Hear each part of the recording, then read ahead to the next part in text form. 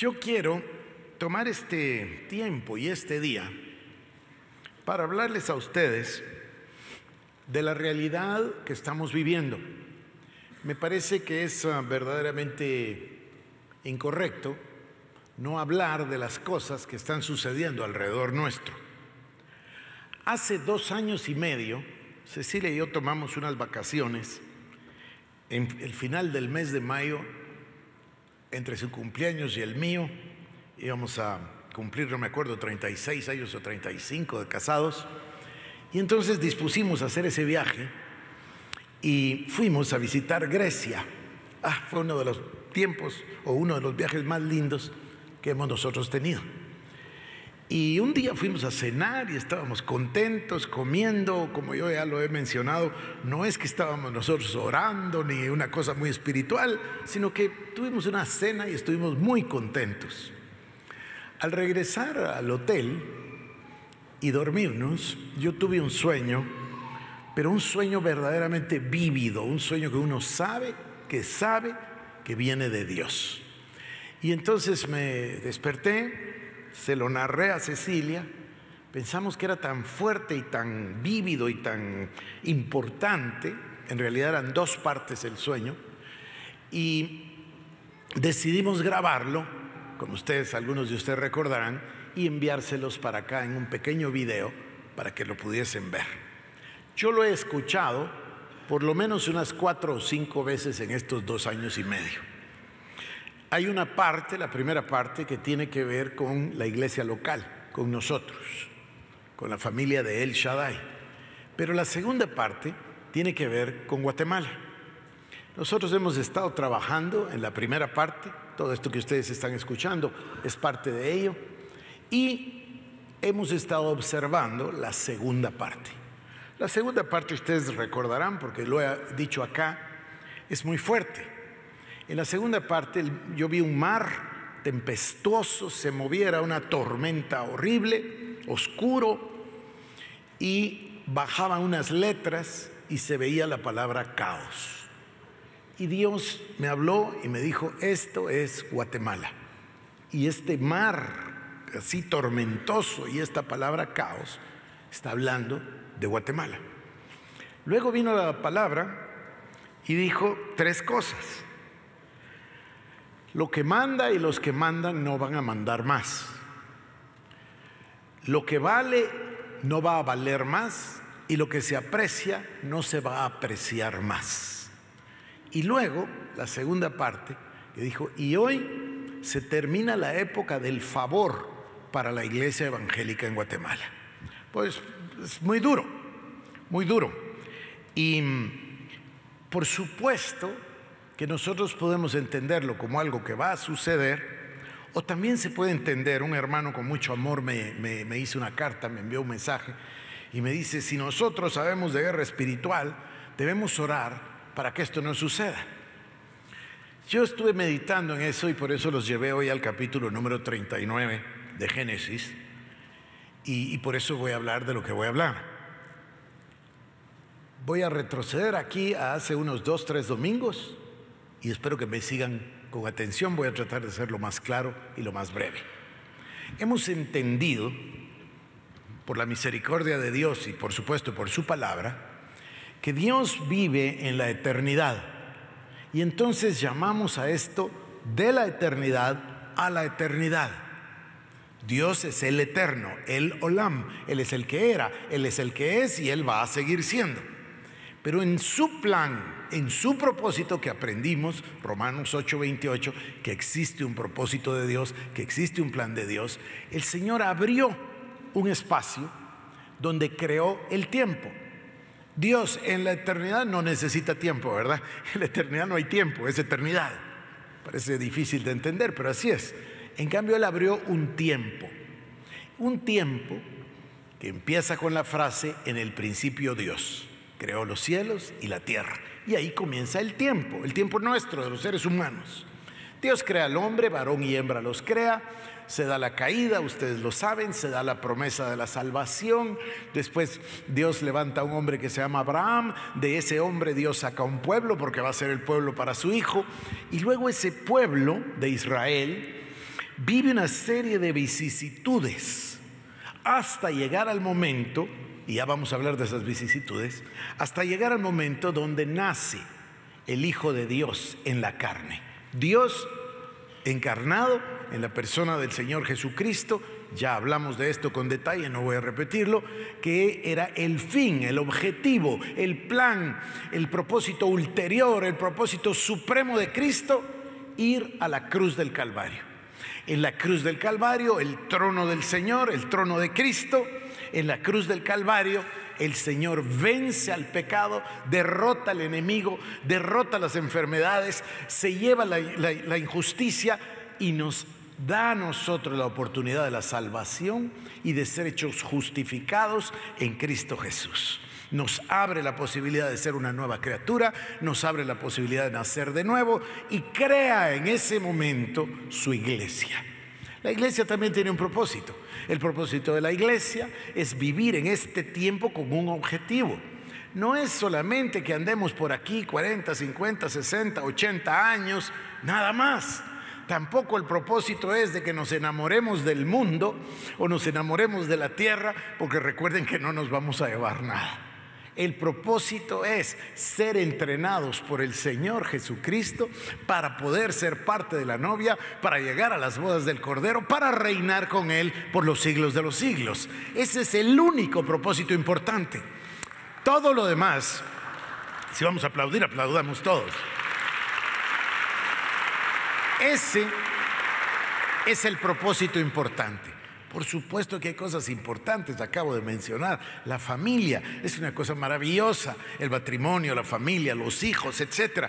Por supuesto que hay cosas muy valiosas en nuestro paso por la tierra, pero no es, como diría C.S. Lewis, no es un asunto de que nos enamoremos nosotros del mundo o de la tierra, porque no nos vamos a llevar nada de eso jamás. No se trata de eso. Se trata de vivir cada segundo, cada minuto, cada hora, cada día con el objetivo de perseverar hasta el fin para ser salvo con Cristo Jesús. Ese es el único objetivo importante. No importa que perdamos nuestra vida acá si ganamos el reino. Entonces, en este plan de Dios, el final dice que hay un milenio. Y después del milenio, no hemos hablado de eso, ya lo hablaremos con detalle. Y después del milenio todavía será soltado el diablo por un tiempo para engañar a los santos. Y después ya el diablo es atado y lanzado al lago de fuego por los siglos de los siglos. Y con esa expresión, por los siglos de los siglos, se vuelve a abrir la eternidad. Entonces, como que ya nosotros vamos teniendo claridad en este tema. Número uno, de la eternidad a la eternidad. En medio, lo que llamamos el plan de las edades, es decir, todo el plan de Dios. Hoy yo voy a ir a una parte de ese plan con dos objetivos: ilustrar esta palabra o este sueño profético del que les hablé, e ilustrar también lo que sucede en el pueblo del Señor, porque tiene un propósito Dios para cada cosa. Ahora, cuando nosotros estamos viviendo algo como lo que estamos viviendo en Guatemala ahora mismo, es muy difícil tener una percepción o una perspectiva histórica, porque estamos involucrados, estamos viviéndolo. Entonces nos cuesta a veces abstraernos para entender el plan de Dios. A veces no lo comprendemos. Voy a dar un ejemplo muy corriente, muy usual. Cuando hay un sufrimiento en la familia, a veces hay la pérdida de un ser querido, a veces hay una enfermedad, a veces hay una crisis, a veces hay una calamidad, y en ese momento todo el barco de nuestra vida se sacude y cuesta entender que Dios tenga un plan en medio de lo que nosotros estamos viviendo, que puede ser una gran tormenta. Sin embargo, la Biblia nos da a nosotros, en la sabiduría divina y su misericordia, nos da una perspectiva. Entonces yo les voy a llevar a revivir lo que ustedes ya conocen, que es la vida de un hombre que se llamó José. Por supuesto que hablamos de Abraham y después de Isaac y después de Jacob, entonces hablamos de José. Por eso les llevé al capítulo 39.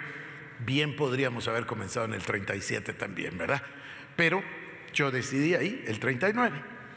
José es un jovencito, hijo de Jacob, y Dios un día le da un sueño. Él se emociona con el sueño, cuenta el sueño a sus hermanos se enojan. El sueño, en lugar de generar bendición, genera rechazo, genera molestia. Ustedes recuerdan, en un acto de mucha maldad, toman al joven y lo venden como esclavo. Imaginen ustedes que ese momento, ¿qué perspectiva tiene José? La única perspectiva que tiene es el dolor que está sintiendo. De pronto ahora va de esclavo y lo llevan de esclavo a Egipto y llega a la casa de Potifar sin ningún derecho, es un esclavo. Bueno, ustedes recuerdan además lo que pasa en la casa de Potifar con la esposa de Potifar, así que ahora lo llevan a la cárcel. Si nosotros vemos el hecho aislado, nos cuesta mucho interpretarlo. Pero como les digo, como tenemos la Biblia y tenemos la perspectiva, pensemos qué es lo que Dios está haciendo. En el plan de Dios, el Señor levanta a un siervo que se llama Abraham, lo convierte en Abraham, le da a un niño que se llama Isaac, que es 100% sobrenatural, y de ahí Dios saca a su pueblo, Israel. Ahí nace Jacob y Esaú, de Jacob nace José y todos sus hermanos, y ahora, fíjense ustedes, José es enviado como esclavo a Egipto. Luego, él llega a Egipto, va a la cárcel. Ustedes recordarán la historia, pueden ir avanzando, ya estamos como en el capítulo 41, 42. Entonces ahí encuentra al copero del rey y también al panadero del rey. Ahí ambos, el copero y el panadero, mientras están en prisión, son servidos, atendidos por José, que además demuestra un evidente don y talento para la administración y el servicio. Entonces ambos, el copero y el panadero, tienen un sueño cada uno por separado y ven que él puede interpretar sueños, así que el copero le comparte su sueño y le dice: José, esta es la interpretación del sueño y tú en 3 días estarás de vuelta ya de copero del rey. Y entonces el panadero se anima y le dice: yo también tuve un sueño, y le da su sueño. Bueno, tú vas a perder la cabeza, te van a matar. Dicho y hecho. Pero José le dice al copero que por favor no lo olvide y que lo recomiende. El copero se olvida de él, recuerdan ustedes. Parece un incidente que no tiene mucha importancia, pero si ustedes son José, le interpretó el sueño, regresó a tener el favor del rey y se le olvidó recomendarlo, es otro sufrimiento más, ¿no es cierto? O sea, el sufrimiento de verse abandonado, el sufrimiento de que sus hermanos no lo quisieran, el sufrimiento de que sus hermanos lo vendieran, el sufrimiento de ser esclavo, el sufrimiento de servir bien a Potifar y miren qué pasó con la esposa de Potifar y ahora está en la cárcel, el sufrimiento de servir al copero y el copero se olvida de él. Es mucho, muchas cosas que pasaron, me imagino que para él eran muy difíciles de comprender, pero Dios tiene un plan. Y lo que yo quiero mostrarles es que Dios tenía un plan para su pueblo, lo cual voy yo a asemejar el día de hoy a la iglesia, y también un plan para el mundo, porque Egipto no era su pueblo, Egipto era el imperio, y Dios tiene un plan para todos. Eso es lo que Kuyper llama la gracia universal y la gracia particular. Pero entonces, José llega a Egipto y el copero está de vuelta al servicio del rey, del faraón. Este tiene un sueño que lo perturba porque es un sueño vívido, es un sueño real, que él reconoce que vino de lo alto. Y entonces el copero se acuerda, ya mucho tiempo después, dice: mira, cuando yo estuve en la prisión, ahí había un muchacho hebreo que se llama José, que sabe interpretar sueños. José, en efecto, interpreta el sueño que ustedes reconocerán inmediatamente, que es el de las 7 vacas flacas y las 7 vacas gordas. Entonces Josué dice: esto es lo que significa el sueño, va a haber 7 años de abundancia, pero después va a haber 7 años de gran necesidad. Es imprescindible administrar bien durante los años de abundancia para soportar los años de hambre y de carencia y de necesidad.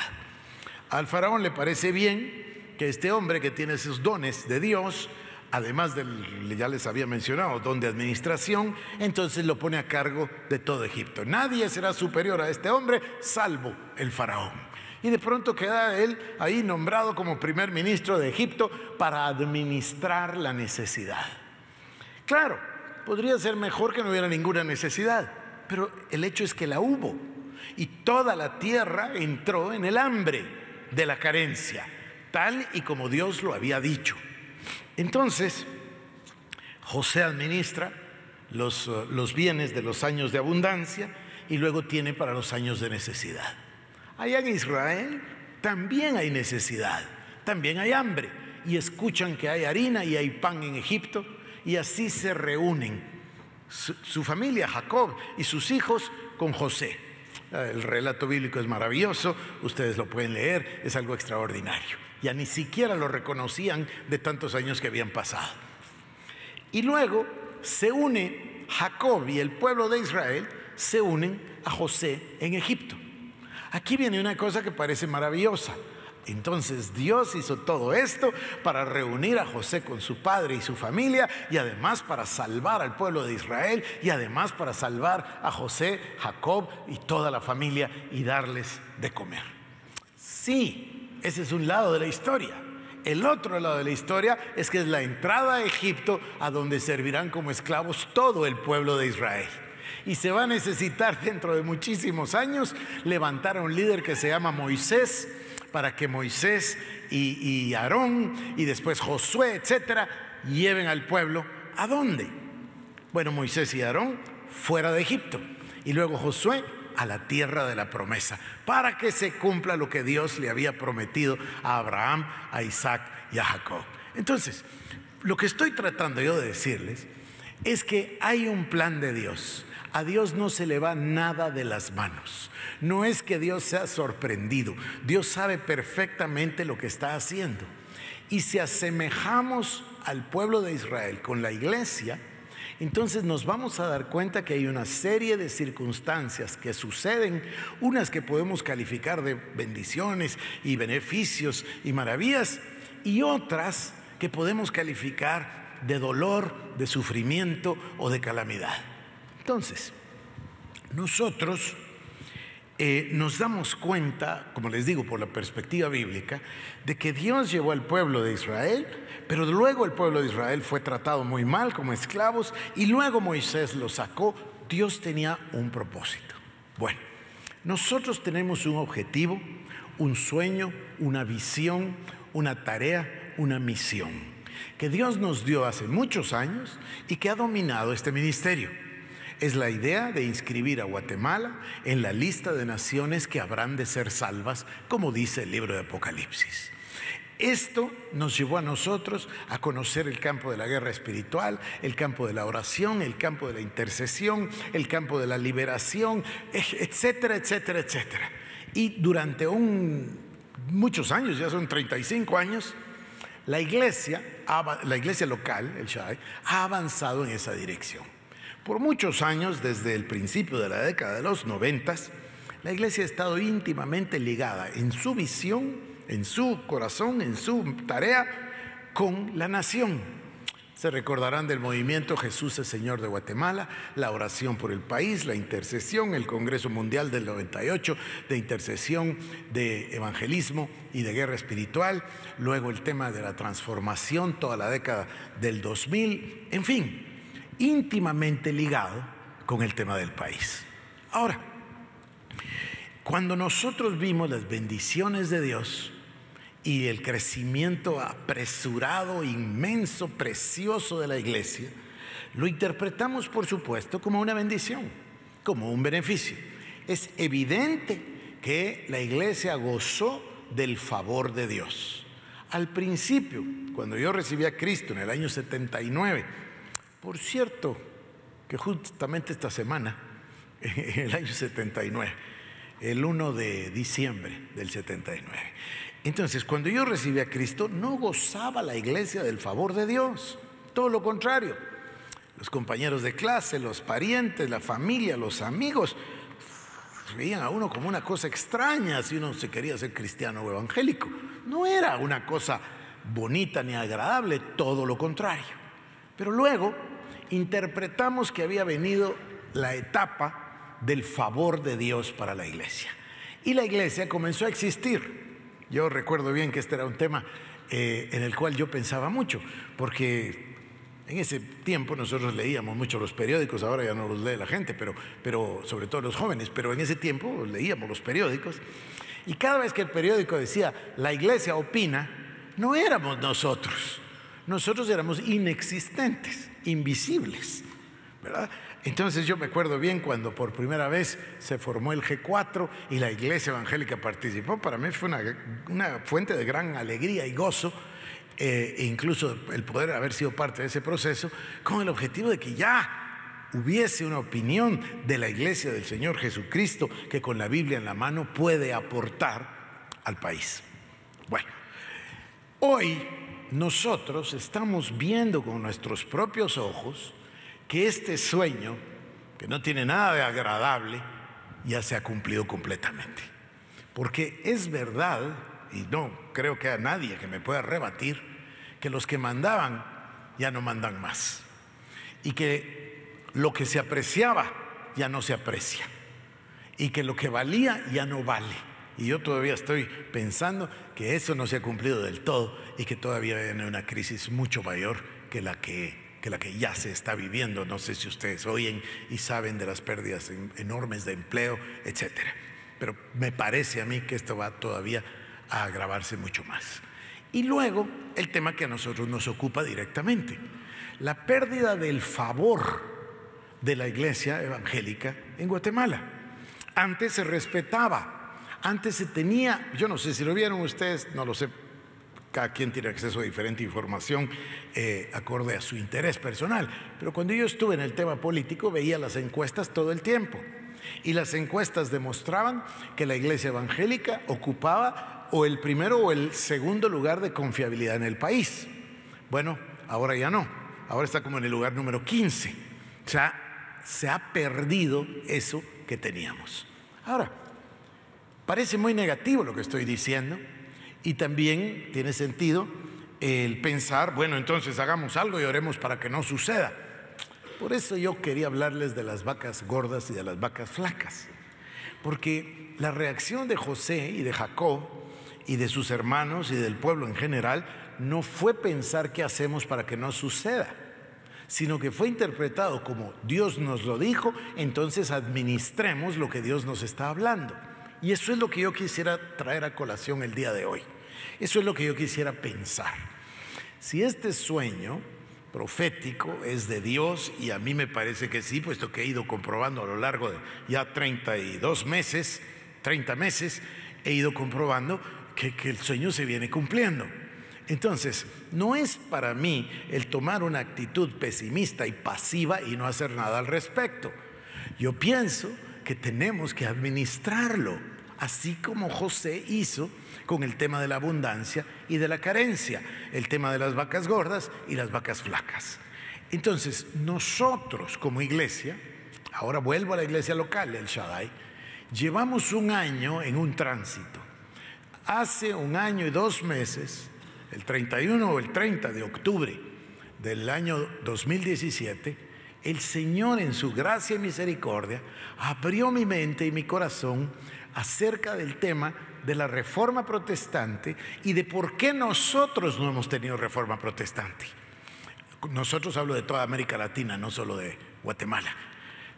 Los números son exorbitantes en todos los países, no importa si es Argentina, Colombia, El Salvador, Honduras o cualquiera. Pero la presencia, la unción, el cambio, los valores morales, la ética, no está presente. No ha habido esa transformación o esa reforma. Si hay reforma, va a haber transformación. Entonces hace un año que nosotros iniciamos este camino en el que nos encontramos hoy. Aquí vamos avanzando, leímos, charlamos, estudiamos, discutimos y pensamos. Y llevamos un año en este tránsito. Y entonces nos encontramos, y aquí yo les hice un resumen a ustedes, nos encontramos con personajes maravillosos como Pedro Baldo, Juan Wycliffe, Juan Hus, por supuesto Lutero, Calvino, Zwingli, etcétera, etcétera, etcétera. Aquí lo pusimos. Tratamos de decantar los procesos que Dios les había permitido a cada uno de los reformadores caminar, avanzar, vivir, aprender, explicar. y fuimos aprendiendo y llegamos hasta, como en todas las cosas, pudimos decantar la esencia o lo que entendemos que es la esencia. Y nos fuimos a encontrar con Juan Wesley, ya en el siglo XVII y XVIII, o sea, comenzamos en el 10-11, llegamos hasta el 18, bueno, en realidad llegamos hasta el 20 con Kuyper, pero llegamos a encontrar la esencia en esa frase de Juan Wesley. Ahí está el libro en la internet y el libro es de acceso gratuito y es un libro muy corto, que es el informe que él dio acerca del movimiento de la santidad o movimiento wesleyano, como se le llamó, y ahí está el informe. Y yo le voy a pedir a Ana María que en el boletín del domingo próximo ponga el sitio donde ustedes pueden entrar y simplemente extraer el documento y leerlo. Es una maravilla. A él le preguntan qué es lo que logró. Y él comienza a dar el informe. Y habían 10,000 grupos de santidad en Inglaterra. Y él dice, nosotros solo somos una compañía de personas o de creyentes que nos unimos con el objetivo de recibir la exhortación de la palabra, orar juntos y ayudarnos mutuamente en amor en el esfuerzo en pos de la salvación. Y a mí me parece que eso es lo que... No encuentro algo mejor. Ya leí, ya busqué, ya vi, ya investigué, todo lo que se les ocurra. Pero a mí me parece que esto es extraordinario. Entonces, junten ese mensaje con lo que Dios nos está enseñando de la centralidad de Dios, no en la iglesia, en la creación completa. Luego nos está enseñando la cruz, la centralidad de la cruz. Después nos está explicando, la palabra nos está mostrando que esa cruz es la que nos libertó, pero al mismo tiempo, si nuestro Señor fue a la cruz, Pablo dice, nosotros también debemos ir. Debemos crucificar al yo, debemos desplazar al ego, quitar el interés personal y centrarnos en Cristo Jesús, el Señor. Por eso es Él, el Señor. Y realmente entender que nuestra vida solo tiene sentido en función de ese señorío de Cristo. Hoy en día, yo estoy leyendo un libro, la verdad que no, perdonen, no estoy leyéndolo, estoy escuchando un audiolibro y lo paré y fui a llamar a Cecilia y lo volví a poner desde el principio para que lo oyéramos los dos. Estoy impactado con el libro, cómo describe el proceso social, comillas, religioso de estos tiempos. El libro es del año 2017 y en el libro él menciona cómo en realidad, y no estoy hablando de un país, estoy hablando de todo el mundo, cómo en realidad la iglesia se torció hacia servir los intereses de las personas y poder levantarles el ánimo y poder sanarlos y proveerles de sanidad interior y proveer, todas esas cosas son buenas, pero dejó la centralidad del servicio a Dios. Entonces, ahí es donde el yo, el ego, ocupa el lugar del centro. Y cuando el yo o el ego ocupa el lugar del centro, se desvirtúa todo, porque el único centro se llama Jesucristo y la cruz del Calvario. Entonces, estamos llegando a un entendimiento. Tardamos bastante tiempo, a lo mejor, y se pudiese hacer más rápido, pero yo lo he hecho deliberadamente lento para entenderlo yo, para poderlo transmitir. Estamos nosotros entonces en un periodo, asemejándome al pasaje, de vacas flacas. Se nos acabó la abundancia, se nos acabó el favor. Ahí va en el camino la reputación y las cosas, todo en el camino. Bueno, está bien. Entonces administrémoslo. ¿Qué es lo que sí tenemos? ¿Eso es lo que pensó José o no? José entendió, Dios nos dio todo esto, 7 años. Porque nos está diciendo que vienen otros 7 años después. Entonces hay que hacer silos, hay que guardar, hay que administrar, hay que vivir todo lo que ustedes leyeron en la palabra. Y luego, entonces, tenían para poder sobrevivir, para poder pasar la crisis. Bueno, nosotros estamos en un punto donde afuera hay una crisis, pero adentro hay un avivamiento. Entonces, gracias por su entusiasmo. Afuera habrá una crisis, pero aquí adentro tenemos una revelación de Dios. Y el único objetivo que debe haber en el corazón de todos nosotros, el único objetivo, debe ser cumplir el propósito divino. Debe ser tener a Cristo en el centro. Debe ser querer servirle a Él todos los días, en todas las formas, a todas las horas. El que nuestra vida, bueno, mejor uso una expresión bíblica maravillosa, que ya no viva yo, mas Cristo viva en mí. Por eso miren ustedes la sabiduría y la maravilla de Pablo, que dice: sed imitadores de mí como yo de Cristo. Tenemos que imitar al Señor, tenemos que ponerle en el centro, tenemos que seguirle. Y por supuesto, esta revelación se va a ampliar muchísimo. Y luego viene otro elemento, y con esto termino. Había un propósito en Dios. Dios sabía que iba a llevar a Jacob a reunirse con José y sus hermanos. Él sabía que los 70 iban a llegar, pero Dios también sabía que iban a ser esclavizados. Dios sabía que iban a pasar siglos ahí de esclavitud, y Él también sabía que iba a levantar a Moisés, y sabía que iba a estar acompañado de Aarón y después seguido por Josué. Dios ya lo sabe todo, pero el proceso tenía un objetivo de crecimiento, de entrenamiento, de adiestramiento. Y eso es lo que pasa con la iglesia a nivel personal y a nivel colectivo. Nos pasa todo tipo de cosas y situaciones. Y esas situaciones a veces no son positivas, a veces son negativas, a veces hacemos errores garrafales, a veces hacemos errorotes, colectivo y también personal, individual. ¿Y cuál es el objeto? El propósito de Dios. ¿Cuál es la meta? Miren, la expresión del apóstol Pablo es maravillosa. No es que yo ya lo haya alcanzado, pero eso sí, ciertamente, dejando todo lo que queda atrás, prosigo hacia adelante, hacia la meta del supremo llamamiento en Cristo Jesús.